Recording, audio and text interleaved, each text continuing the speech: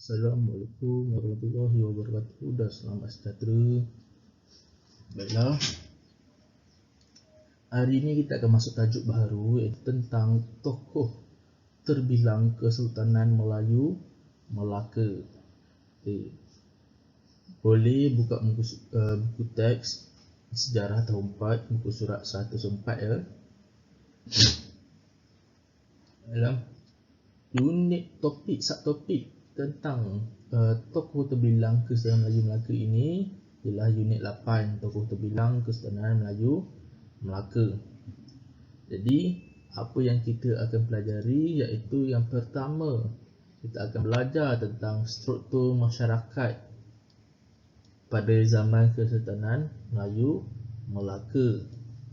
Kemudian kita juga akan belajar tentang maksud tokoh terbilang dalam Kesultanan Melayu Melaka. Yang terakhir, kita akan belajar mengkategorikan peranan sultan, bendahara dan laksamana dalam Kesultanan Melayu Melaka.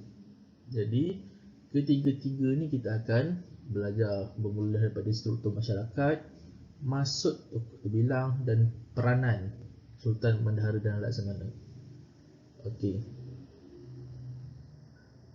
Tokoh terbilang ni mempunyai peranan yang besar pada zaman Kesultanan Melayu Melaka.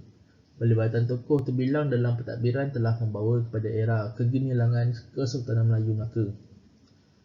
Okey. Jadi unit-unit ini kita akan belajar tentang ketiga-tiga ni lah.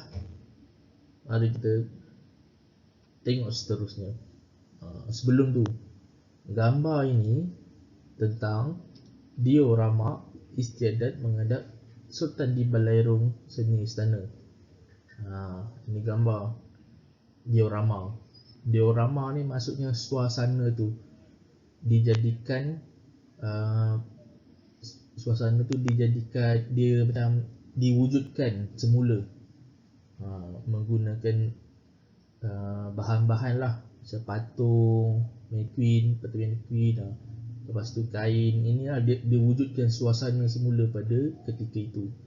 Kiranya diorama ini bila kamu pergi ke museum tu, kamu tengoklah ada suasana istiadat menghadap sultan. Jadi dia macam orang betul lah. Okey, baiklah, kita tengok surat 106. Kita akan belajar pertama, struktur masyarakat pada zaman Kesultanan Melayu Melaka. Okey. Struktur masyarakat Kesultanan Melayu Melaka ini dibahagikan kepada dua golongan. Okey. Apa itu dua golongan? Iaitu golongan pemerintah dan golongan yang diperintah. Ada dua sini, satu, dua bahagian golongan. Okey, setiap golongan ni mempunyai peranan dan tanggungjawab masing-masing lah. Okey. Jadi kita tengok piramid ini. Piramid ni ada 4 bahagian. Iaitu yang pertama atas sekali, yang warna kuning ni, sultan. Bawah dia pembesar. Jadi kedua bahagian ini ialah golongan pemerintah yang memerintah rakyat dan hamba. Kira sultan paling tinggi. Bawah sultan ialah pembesar. Pembesar ni dilantik oleh sultan lah untuk membantu sultan dalam pentadbiran negeri. Nanti kita tengok nanti peranannya.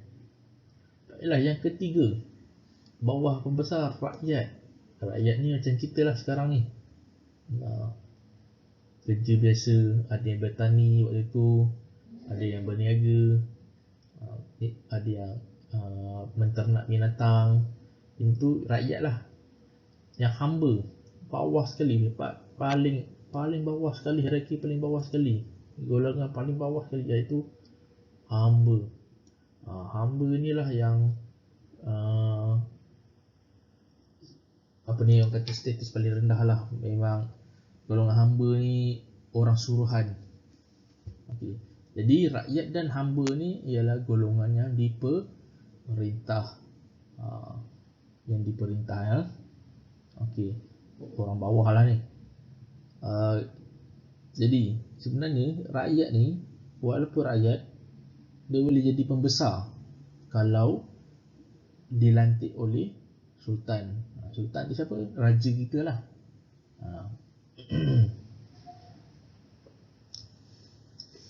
Okey, waktu tu Sultan Melaka lah waktu tu. Kita tengok peranan sebelah tu 107. Ada 4 peranan, iaitu Sultan, pembesar, rakyat dan hamba. Kita tengok peranan Sultan. Sultan Melaka pada ketika itu ialah pemerintah tertinggi dalam pentadbiran negeri ni ya. Ingat ya, pemerintah tertinggi, atas sekali. Dan kemudian ia merupakan simbol perpaduan rakyat. Yang kedua ialah pembesar. Pembesar ini dilantik oleh Sultan dan membantu Sultan dalam pentadbiran negeri. Walaupun Sultan ini pemerintah tertinggi atas sekali, dia tak boleh buat kerja seorang untuk mentadbir negeri. Negeri tu banyak rakyat, banyak orang, susah nak buat seorang. Jadi macam mana dia nak senangkan kerjanya dalam pentadbirannya? Jadi dia lantiklah pembesar untuk membantu Sultan dalam pentadbiran negeri Melaka pada ketika itu. Dapatlah dia punya apa ni, allowance gaji dia sebab bantu Sultan. Yang ketiga iaitu rakyat. Rakyat ni merupakan waktu itu penduduk Melaka dan merupakan pengikut setia kepada Sultan dan pembesar. Memang rakyat pada ketika itu merupakan pengikut setia lah pada Sultan dan pembesar. Betul-betul setia, kiranya berjuang untuk negeri ni kalau diserang oleh negara-negara kuasa besar. Jadi rakyat ni lah antara berjuang sebab untuk mempertahankan negeri yang tercinta ya. Okey, yang akhir sekali, yang bawah sekali, iaitu hamba. Hamba ni merupakan orang suruhan Sultan dan pembesar.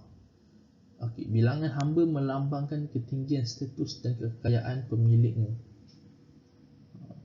Jadi ketika itu kalau pembesar banyak hamba, dia beli hamba tu, maksudnya semakin banyak hamba pembesar tu ada, maksud kiranya makin kaya lah pembesar tu, melambangkan kekayaan pembesar itu.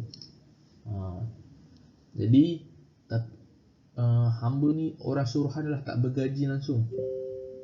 Memang ikut je apa yang disuruh. Sebab itulah hamba ni dihapuskan pada zaman ini. Zaman ini dah tak ada hamba dah. Status hamba ni dah tak ada. Sekarang ini kita ada tiga ni saja. Hamba dah tak ada. Okey, ini waktu struktur masyarakat pada zaman Kesultanan Melayu Melaka.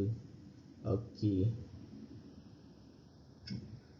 Bila ada golongan pemerintah dan golongan diperintah ini, mereka memberi sumbangan yang bermakna kepada pentadbiran Kesultanan Melayu Melaka, dan pemerintahan tersebut akan berjalan lancar sehingga menjadikan Melaka itu sebuah empayar yang kuat dan pusat perdagangan utama.